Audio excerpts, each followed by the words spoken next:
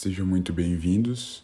Eu sou Augusto e, juntamente ao nosso grupo, hoje nós discutiremos consistência dos alimentos. Então, você já parou para pensar por que o pão endurece e o biscoito amolece de um dia para o outro quando eles não são bem conservados? O nosso experimento consiste em observar o comportamento do pão. Esse pão foi colocado por cerca de 48 horas exposto. E ele tá bem duro, bem quebradiço assim, comparado ao pão novinho que tá macio, um pouco crocante ainda. Agora nós vamos utilizar um biscoito para demonstrar o comportamento dele exposto a cerca de 48 horas. Esse é um biscoito exposto e esse é o biscoito novinho tirado do pacote agora, que tá bem crocante. E esse daqui é o que ficou exposto, que já tá bem mole, assim, perde totalmente a crocância. Mas antes de a gente começar a nossa discussão, é bom a gente definir alguns termos muito importantes para ela, como a composição do pão e a composição do biscoito. Definimos umidade, atividade da água e como que essa água vai agir nos nossos alimentos. Então, bora lá? Então, inicialmente, as principais matérias-primas que constituem os biscoitos que a gente tem atualmente, elas são obtidas a partir da mistura de farinha, amido e fécula, juntamente com outros ingredientes, dependendo de cada tipo de biscoito, né? Então, às vezes, eles podem ser submetidos também a processos de amassamento, cocção, fermentados ou não. Nesse sentido, eles podem apresentar diversas distinções, sendo capazes de apresentar as coberturas, recheios, formatos e texturas diversas. Além disso, o sabor do biscoito é um fator que influencia para que na massa sejam adicionados cacau em pó, corantes, aromatizantes, baunilha, entre vários outros ingredientes que vão mudando o sabor do produto, e esses ingredientes geralmente contêm gordura, aditivos, conservantes e outros ingredientes. Dessa forma, os que contêm recheio também são moldados a partir de escolhas para sabor, mas que normalmente são compostos por gordura, lectina de soja, açúcar, saborizante, aromatizante e corante. Já o pão, ele possui ingredientes básicos de uma receita simples, né? Ele é composto por farinha, água, fermento biológico, no caso a levedura, açúcar e sal. Mas é importante a gente ressaltar que o fermento biológico é diferente do químico, no qual o biológico é composto por fungos microscópicos vivos e o químico é feito à base de bicarbonato de potássio. Ademais, durante o processo da fabricação do pão, no processo lá de fermentação é produzido gás carbônico, que faz com que a massa cresça e contribua para a formação de alvéolos no seu interior. O álcool que será eliminado quando a massa for assada e os compostos orgânicos são responsáveis pelo sabor e o aroma do pão. Com isso, quando a gente for falar, sobre as propriedades de fabricação, a gente tem que mencionar o fermento biológico. Ele tem uma função de provocar a fermentação dos açúcares, e isso faz com que haja a produção de gás carbônico, que isso faz com que a massa cresça, né?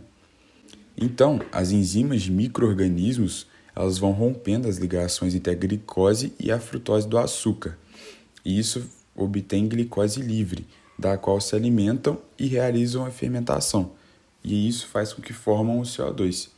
Esse gás se junta às bolhas que são formadas e tornam possível o crescimento do pão. A umidade pode ser também o teor de água de um alimento. Usualmente, a quantidade de água nos alimentos é expressa pelo valor da determinação da água total contida no alimento. A atividade da água de um alimento e a umidade relativa do ambiente no qual se encontram tendem sempre a equilibrar-se. Exemplificando, se a atividade de água de um alimento for menor que a umidade relativa da atmosfera que o rodeia, o alimento tenderá a absorver água do ambiente. Se maior, cederá a água para o ambiente até que se atinja um equilíbrio. As expressões água livre e água combinada são bastante empregadas para descrever o estado em que a água se encontra na composição dos alimentos em geral. A água livre está relacionada aos componentes não aquosos dos alimentos. Ela é mais fácil de ser eliminada e está disponível para reações químicas. A água combinada tem relação com os componentes não aquosos dos alimentos. É mais difícil de ser eliminada e não está disponível para reações químicas. Depois de a gente apresentar todos esses conceitos, a gente já pode responder a pergunta: por que o pão endurece e o biscoito amolece de um dia para o outro quando eles não estão bem guardados? Mas antes, você vai pausar o vídeo, vai tentar responder você mesmo e aí você volta aqui para a gente estar discutindo, fechou?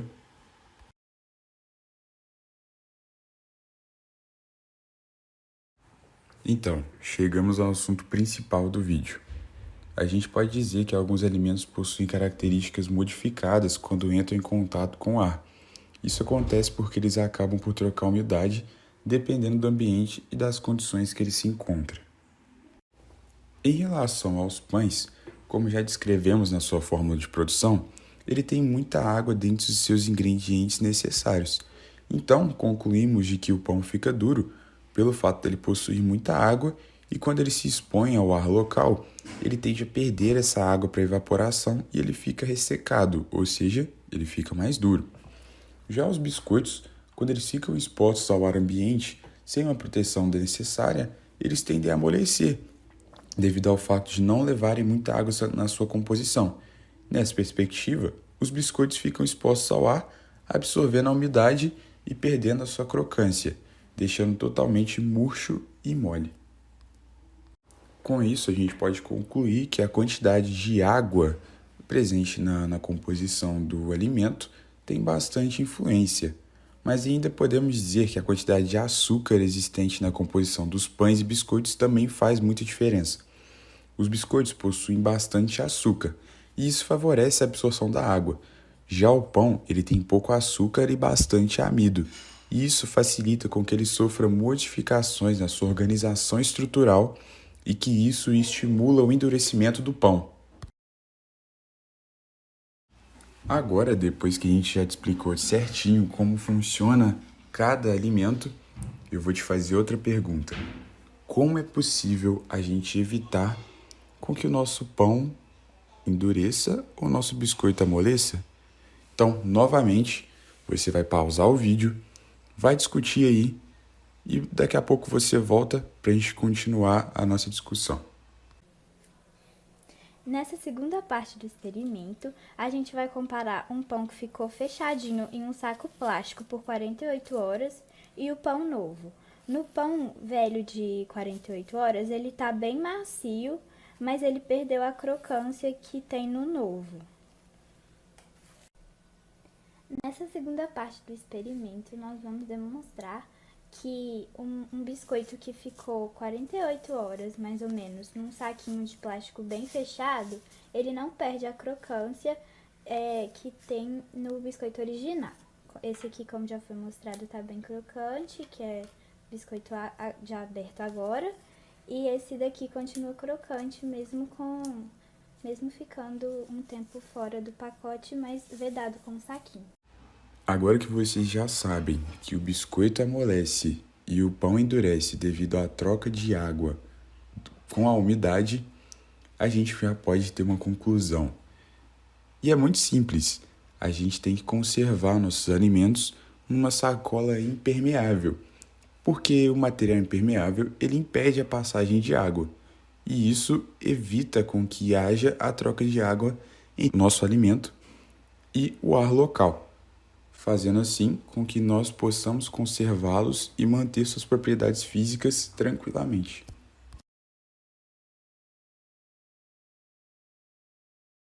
É importante que o pão resfrie um pouco ao ser retirado do forno para evitar a formação de umidade na sua base, ou seja, não permitir que o pão respire deixe algumas partes do pão úmidas. Por conta disso, o pão deve estar em uma bandeja furada para que o resfriamento aconteça da melhor forma e uniformemente no pão. Este resfriamento é necessário, pois o corte do pão quente pode causar deformação do mesmo, enquanto a embalagem dele ainda quente ou até mesmo morna pode causar condensação da umidade, o que leva a uma consequente proliferação de fungos ou deteriorizações.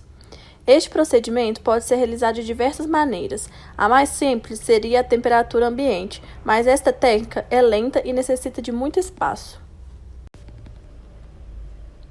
Um sistema mais econômico e higiênico seria a passagem das peças por um túnel, onde os pães se movem lentamente, enfrentando uma corrente de ar frio no sentido contrário ao seu fluxo. Esta etapa dura entre 2 e 3 horas e deve-se ter um rígido controle para que se desenvolva em condições adequadas, principalmente no que diz respeito à umidade, evitando assim perdas de peso devido à evaporação. Outra maneira de realizar este procedimento é utilizando-se refrigeradores ou câmeras de refrigeração.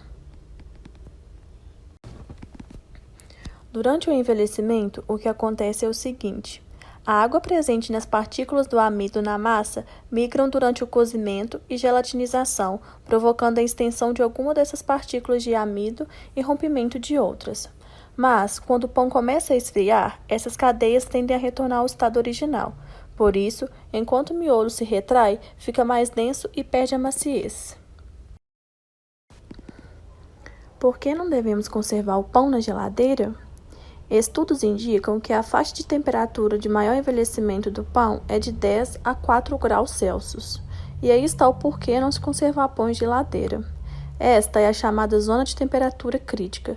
É também por isso que os ultracongeladores ganharam tanto espaço no mercado, por conta da sua eficácia em fazer com que os produtos, no caso os pães, passem pela zona de temperatura crítica o mais rápido possível.